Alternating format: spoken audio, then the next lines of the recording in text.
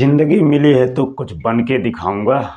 आज वक्त खराब है तो क्या हुआ जनाब, कल इस वक्त को बदल के दिखाऊंगा।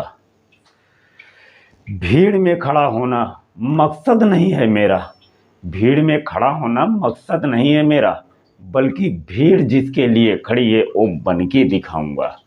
याद रखना दोस्तों, अपने अंदर एक जज्बा ठान के रखिए। आज मेरा गला भी खराब है। हथेली पर रख कर नसीब, तू क्यों अपना मुकद्दर ढूंढता है, सीख उस समंदर से जो चट्टान टकराने के लिए चट्टानों को भी ढूंढता रहता है। अपने अंदर एक हौसला लाइए, एक ताकत लाइए, एक जज्बात लाइए जो हमें कभी भी कमज़ोर ना होने दे। हम भाग 3 पर चर्चा कर रहे थे मौलिक अधिकारों की। पीछे हमने आर्टिकल 17 तक कल के वीडियो में देख लिया है। आज हम आर्टिकल 18 पढ़ करके समानता के अधिकार को समाप्त करेंगे और स्वतंत्रता के अधिकार की शुरुआत कर देंगे। तो आइए हम शुरुआत करते हैं अपने आर्टिकल 18 की। आर्टिकल 18 में कहा गया है उपाधियों का अंत। राज्य, इसमें पहली बात कही गई है, राज्य सेना या सेना या विद्या संबंधी सम्मान के सिवाय और कोई उपाधि प्रदान नहीं करेगा। दूसरी बात कही है, भारत का कोई नागरिक किसी विदेशी राज्य से कोई उपाधि स्वीकार नहीं करेगा। इस बात की चर्चा किसमें की गई है, तो दूसरे खंड में की गई है इसके। ठीक है, आज आवाज़ भी मेरी साफ नहीं निकल रही है, गला बैठ चुका है, थोड़ा प्रॉब्लम है। तीसरी बात क्या कही गई है आर्टिकल 18 में, कोई व्यक्ति जो भारत का नागरिक नहीं है, राज्य के अधीन लाभ या विश्वास के किसी पद को धारण करते हुए किसी विदेशी राज्य से कोई उपाधि राष्ट्रपति की सहमति के बिना स्वीकार नहीं की जाएगी। इस पर आपत्ति भी हुई थी पहले, जब संविधान सभा में चर्चा हो रही थी तो इस पर आपत्ति भी की गई थी कि ऐसा ये गलत है, ये उनकी स्वतंत्रता का हनन है। लेकिन यहाँ पे जो 18 के समर्थक थे उन्होंने इसका उदाहरण भी दिया, उनको बताया कि ये समानता की बात कर रहा है, ना कि हनन की। तो उपाधि क्या है? उपाधि शब्द का जो अर्थ होता है, आर्टिकल 18 के अनुसार उपाधि का अर्थ है कोई ऐसा शब्द या वाक्यांश जो किसी व्यक्ति के नाम के पहले या नाम के बाद में जोड़ा जाता है। ठीक है, जो उसकी विशेषता, योग्यता, पद, विशिष्टता या सम्मान को दर्शाता है। उदाहरण के लिए जैसे किसी राजा के आगे पीछे राजा, विराट, महाराजा धीराज आदि उपाधियां थी, ये उनके सम्मान का सूचक थी।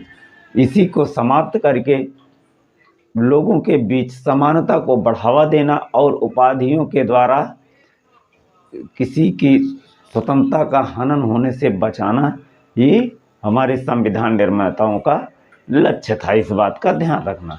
व्यक्ति स्वतंत्रता के अधिकार का स्थान मूल अधिकारों में सर्वोच्च माना जाता है। अब हम बात करेंगे स्वतंत्रता की।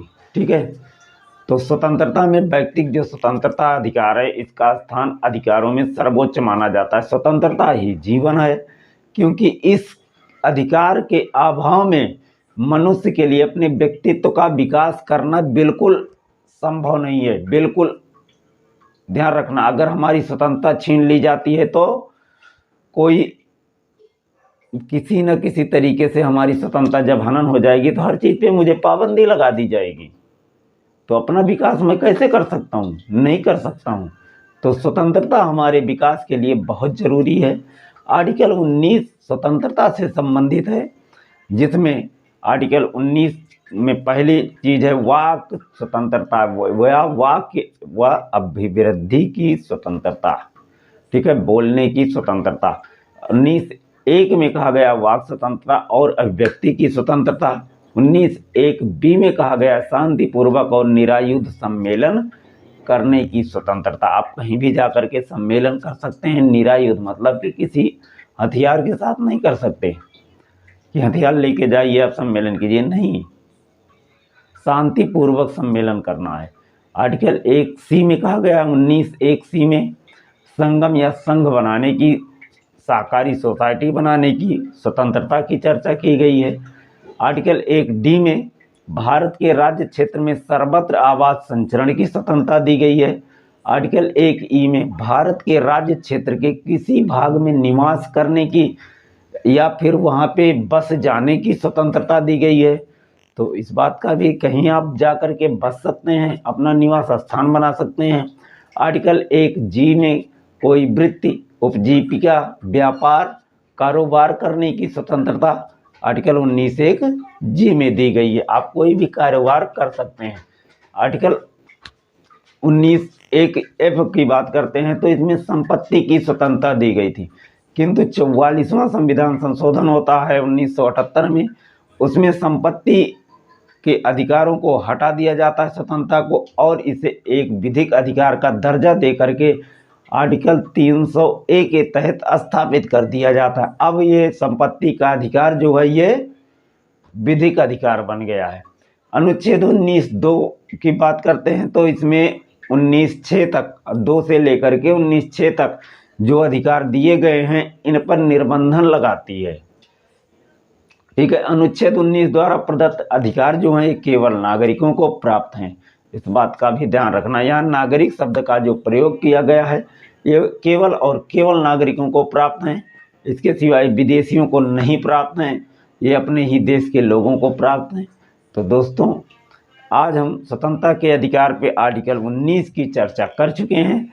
कल के वीडियो में 20, 21 और 22 को देख लेंगे।